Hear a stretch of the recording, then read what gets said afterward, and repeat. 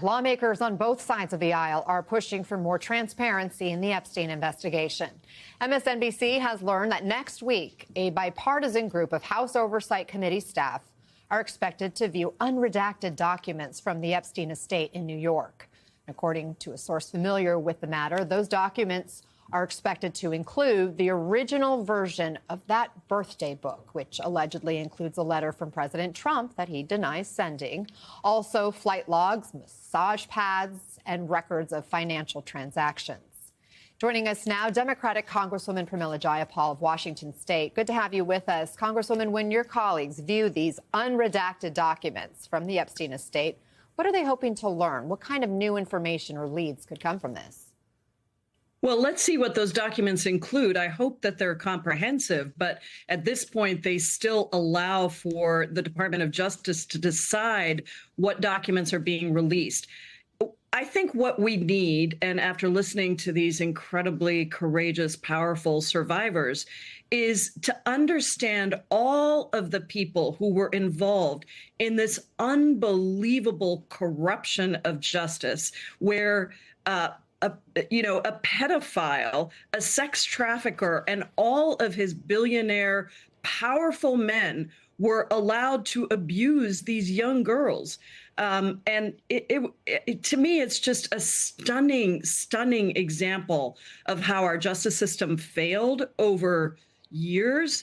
And I don't understand why we don't have 216 signatures on the discharge petition that Thomas Massie and Ro Khanna filed. We're just too short on that, Anna. To me, that would be a much more credible form of releasing the documents, because it actually calls for all of the files to be released, not just ones that the Department of Justice decides to release.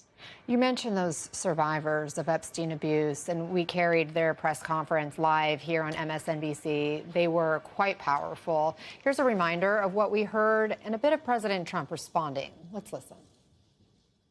We are tired of looking at the news and seeing Jeffrey Epstein's name and saying that this is a hoax. We are tired of it. I talked to President Trump back in 2009, and several times after that, he didn't think that it was a hoax then. In fact, he helped me. He got on the phone. He told me things that were helping our investigation. Now, our investigation wasn't looking into him, but he was helping us then. He didn't treat this as a hoax. I cordially invite you to the Capitol to meet me in person so you can understand this is not a hoax. We are real human beings. This is real trauma. So this is a Democrat hoax that never ends. And President Trump is still calling it a Democrat hoax in a post this morning. But did hearing from those survivors have any effect with lawmakers on the Hill? Absolutely, Anna. You know, they met with many of us in different forums. I met with them as part of the Democratic Women's Caucus. And it was just so powerful, because these are women who were abused by some of the most powerful men. And it's not just the abuse in the moment, it's also the cover up. And so it has not allowed them to move on. I mean, this has been an incredibly lengthy effort. Some of them have filed FOIA requests to get the details on their own files and haven't been able to receive them. And all of them were very clear that they're not just doing this for themselves. They are doing this for all of the women, the girls, the people who are abused in these situations. And I found that combination just so incredibly powerful, and just so much courage for them to come forward. Look, they're putting together their own list.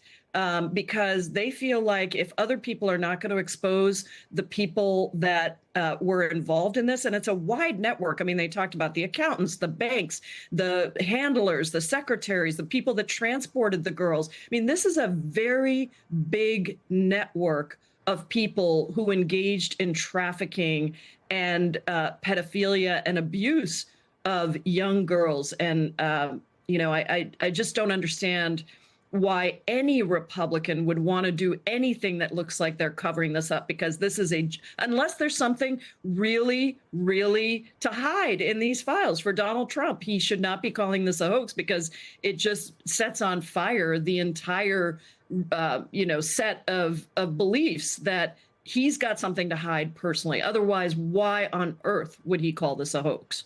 Congresswoman, you are on the Judiciary Committee, so I want to get your reaction to some new comments from Justice Amy Coney Barrett, who was asked in a recent interview if she thinks the country is in a constitutional crisis. And her response, quote, "I think the Constitution is alive and well," adding, "I don't know what a constitutional crisis would look like. I don't think that we are currently in a constitutional crisis, however."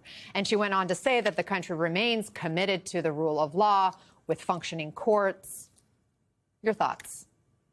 Well, my thoughts are that I'm really distressed that the Supreme Court is starting to overturn lower courts. In fact, I was just reading an article where several federal judges are saying, you know, we have also been entrusted with upholding the law. And when the Supreme Court just gives a one-sentence overturn of the lower courts, it is essentially taking a lot of power away from the lower courts to rule and centralizing that power in a Supreme Court that people really don't have faith in. I mean, this Supreme Court has corrupt justices who people understand have been bought and paid for by wealthy corporations, wealthy individuals, billionaire donors who give RVs and luxury trips to those justices with no enforcement of any kind of ethics laws. And so I do think, I think, you know, the word constitutional crisis is complicated. And I think we are on the brink of a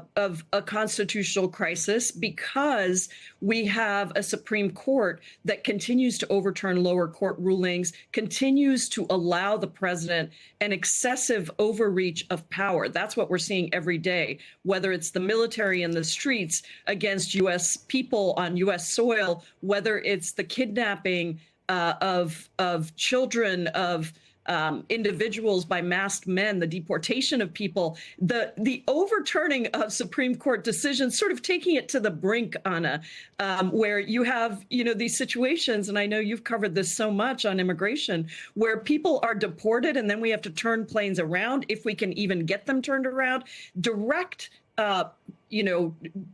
controverting those orders.